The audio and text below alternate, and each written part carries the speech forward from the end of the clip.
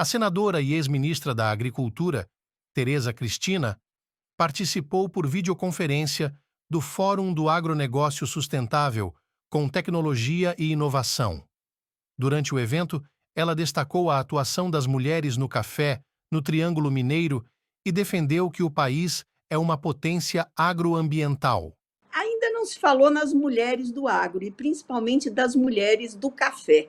Eu sei que tem uma mulherada aí super ativa, fazendo a diferença, né, no café mineiro, fazendo um café de qualidade, um café gourmet e trabalhando em cooperação, através do sistema cooperativo, que, como disse o Pedro, eu também sou uma fã e faço parte da Frente Parlamentar do Cooperativismo e acredito que o cooperativismo é a saída, né, para todos os segmentos do nosso agronegócio. E, começando aqui a minha fala, eu queria deixar duas afirmações para vocês. Primeiro, eu não tenho dúvida, e acho que ninguém tem, que o Brasil é uma potência agroambiental. Eu, quando ministra da Agricultura, viajei aí o mundo e eu começava as minhas falas dizendo sempre isso: o Brasil é uma potência agroambiental. E nós temos realmente, né, dados, informações para levar lá para fora e mostrar que potência é essa. O Brasil hoje, com tudo que falam, né, de maneira até por desconhecimento, ignorância e outros por má fé lá fora, talvez pelo nosso gigantismo, por sermos um país continental, as pessoas lá fora não conhecem o nosso país e não conhecem aquilo que a gente faz de bom e de bem feito. O Brasil tem 66%, né, do seu território coberto por vegetação nativa. Isso equivale a a Amazônia, isso equivale a 5 países, a 43 países, 5 territórios da Europa. Isso é pouco? Isso é muito. Então, às vezes, até incompreensível para eles.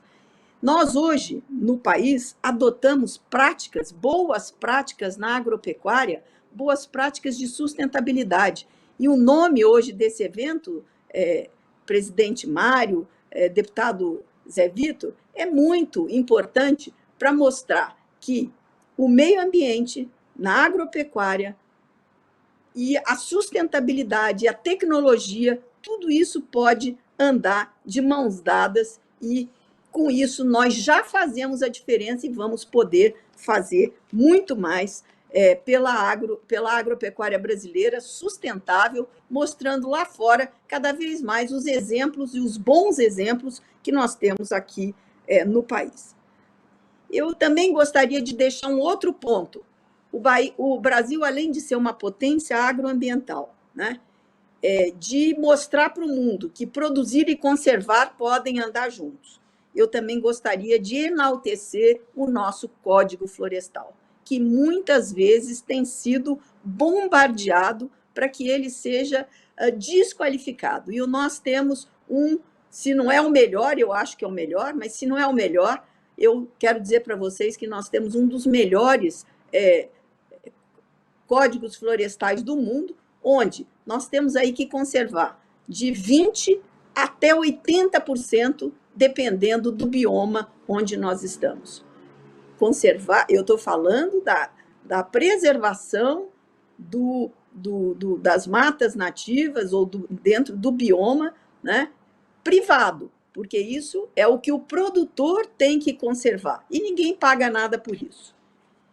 E aí nós vamos chegar daqui a pouco no mercado de carbono, que eu quero também não deixar de falar um pouco sobre isso.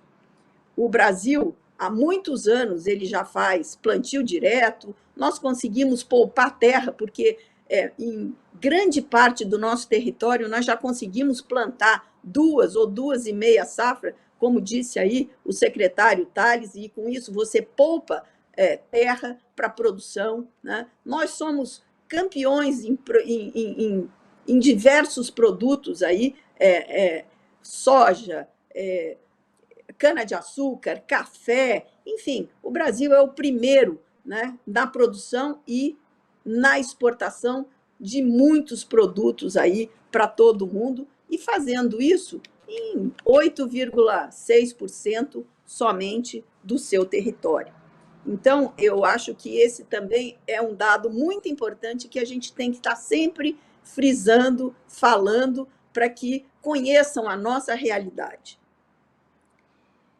Nós temos aí, hoje, um grande problema, e aí a frente parlamentar, Pedro, é fundamental, e a nossa Confederação da Agricultura, quero cumprimentar aí o presidente do Sindicato Rural, que já mencionaram, e dizer para vocês que nós trabalhamos de maneira coordenada para proteger o produtor, fazendo legislações modernas para que ele possa estar de acordo com os protocolos internacionais, mas também para protegê-los dos excessos que muitas vezes, na maioria das vezes, vêm para cima do agronegócio brasileiro. Quando a gente sabe que o agronegócio brasileiro e que o produtor brasileiro não é o vilão.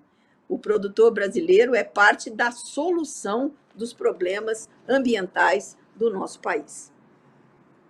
E na legislação, aquilo que a gente vem trabalhando muito, né? Nós temos toda hora a gente recorrendo, né, ao STJ, ao STF, né? Quando a legislação não sai de acordo no Congresso Nacional, a gente recebe uma série de ações nas mais diversas instâncias do judiciário brasileiro querendo mudar a nossa legislação, que é votada por nós. E aí eu também quero enaltecer aqui o papel fundamental, Ana Paula, dos nossos deputados mineiros lá, e Zé Vitor, que tem dado uma colaboração enorme, né, nas diversas comissões dentro da Câmara Federal para poder aparar, né, essas bombas que volta e meia vêm em cima do agronegócio por uma questão de percepção errada do nosso setor. Então, eu quero aqui, mais uma vez, enaltecer a política e dizer que é aí que nós vamos conseguir votar leis apropriadas e de acordo com aquilo que o agro brasileiro precisa para continuar crescendo de maneira sustentável. Mas essas três palavrinhas ESG, né, que você fala do desenvolvimento econômico, ambiental, social e a governança, eles precisam trabalhar juntos, mas precisam ter equilíbrio. Nós estamos vendo hoje, na Europa, os produtores rurais muito insatisfeitos se manifestando, porque fizeram leis tão rígidas e muito menos que as nossas, e que hoje eles têm muita dificuldade para cumpri-las, né? E por isso é que nós temos que estar muito antenados, muito coordenados, os produtores, os deputados, os senadores e o próprio executivo, para que a gente possa ter uma legislação moderna, mas que ela seja exequível, que ela tenha equilíbrio dentro dessas três letrinhas do ESG. E aí eu quero falar aqui um pouquinho também sobre o mercado de carbono, que nós aprovamos no Senado Federal. Foi uma batalha, né, para que não se colocasse o agro, neste primeiro momento, dentro do mercado de carbono. Aí muitos perguntam, principalmente aqueles que são da cidade e que não conhecem muito o assunto. Mas hoje todo mundo se dá o direito de dar palpite, né, nos mais diversos assuntos. E eu quero dizer para vocês que foi uma decisão muito pensada. Pedro Lupion, Zé Vitor, o deputado Eliel e muitos deputados, a frente parlamentar trabalhou tecnicamente, juntamente com a CNA e conosco, para que a gente tomasse essa decisão. Põe o agro ou deixa o agro momentaneamente fora desse mercado de carbono. No mundo inteiro, o agro não está, a agropecuária não está dentro deste mercado ainda. E por que o Brasil deveria ser o puxador disso? Sendo que nós ainda não temos as métricas adequadas para que nós possamos medir o que é que a nossa atividade emite e o que ela captura.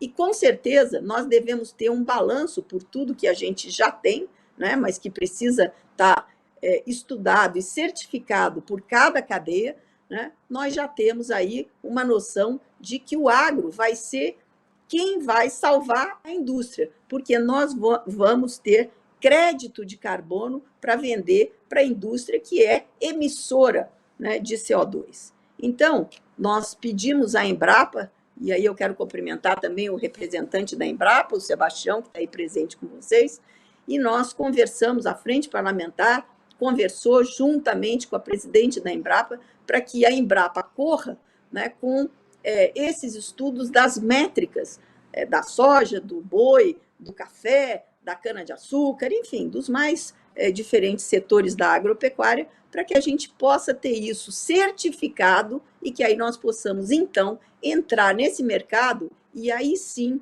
a gente saber o que é que nós temos para oferecer para a indústria brasileira. E aí eu tenho certeza que aí nós teremos um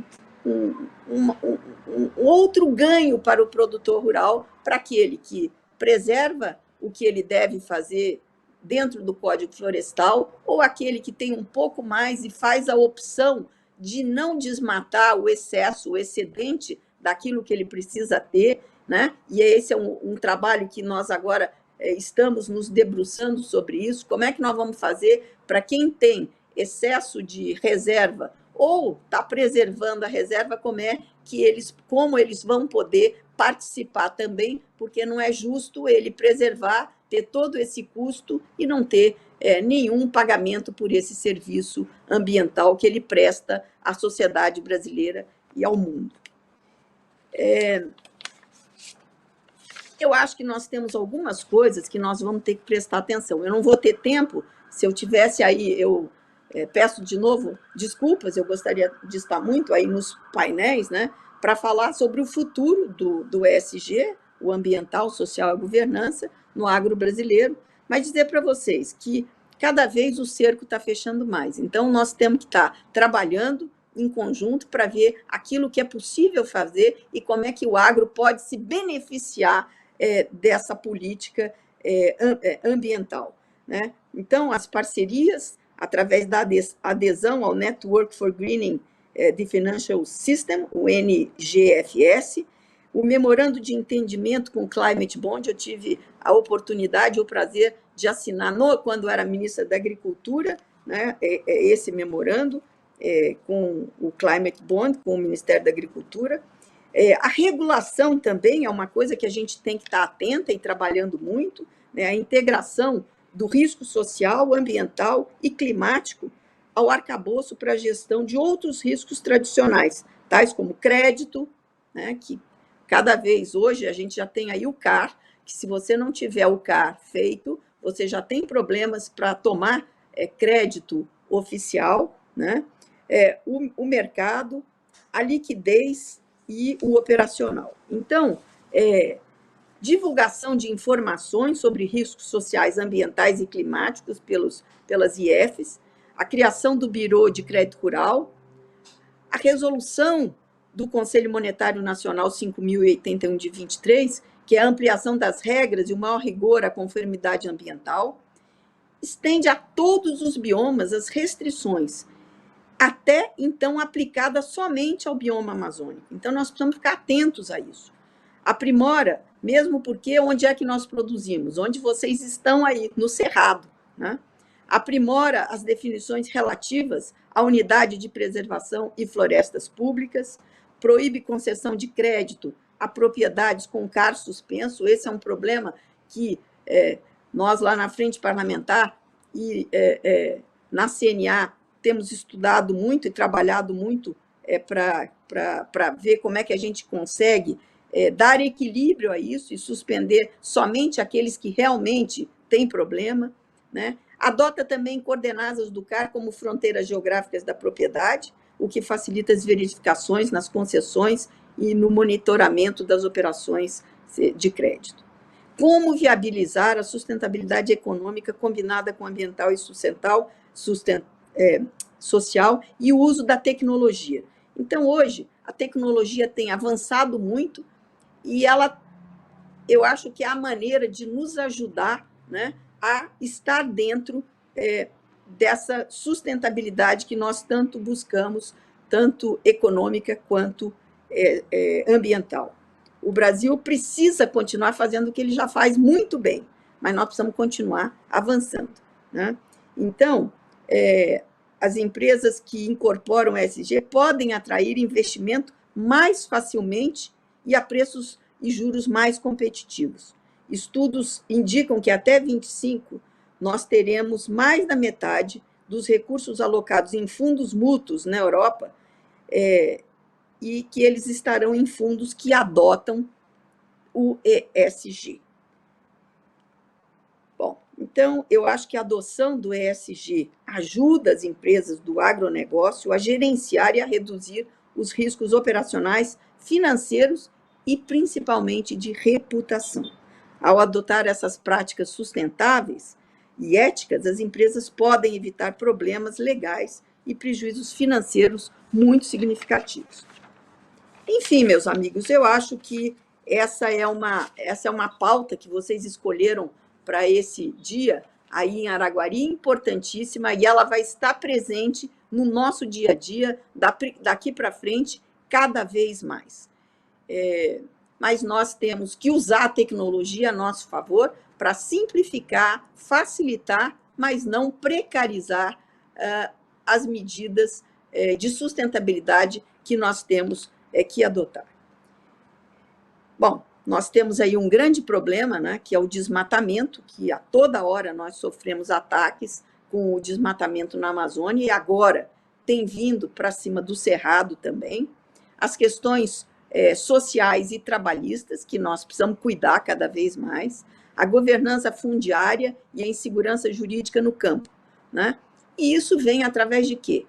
Uma pressão política, mas também nós temos que prestar muita atenção nos consumidores, aqueles que compram os nossos produtos lá fora, né? Principalmente na Europa. Os Estados Unidos é uma outra realidade que a gente teria que ter um outro dia para discutir isso.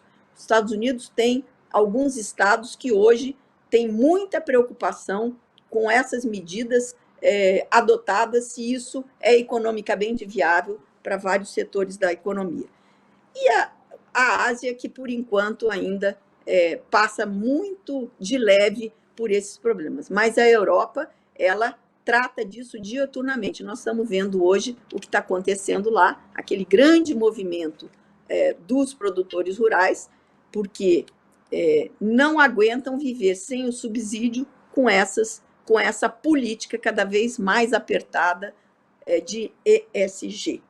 Então, meus amigos, eu acho que isso fica aqui como uma contribuição minha para que a gente possa refletir sobre esses temas, né, e avançar. E eu acho que o Brasil não tem ninguém melhor que o nosso país, né? E vocês aí no café, seu Mário, já têm uma experiência super exitosa com a certificação do café, de muitos cafés, né, e que vocês são exemplo para o Brasil. O algodão brasileiro também vem fazendo isso, né? A gente tem a soja tentando fazer isso.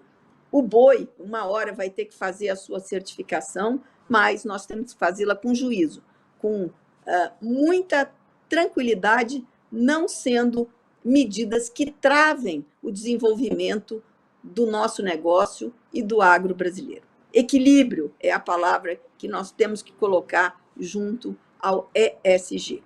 Muito obrigado aí por vocês terem me escutado esse tempo. Eu espero que tenha sido útil a minha fala e fico aqui o meu agradecimento, né, por esse evento que precisa ser feito em muitos outros, Pedro, lugares do nosso país, né? Nós temos que incentivar isso para que possamos discutir esse assunto que, como eu disse no início da minha fala, é tão atual e que estará presente cada vez mais no nosso dia a dia. Um grande abraço a todos vocês, Eliane, muito obrigado aí pela sua paciência comigo e que vocês tenham aí um grande evento hoje, durante esse dia, com panelistas muito preparados para essa discussão tão importante. Um grande abraço a todos vocês, um ótimo dia, fiquem com Deus.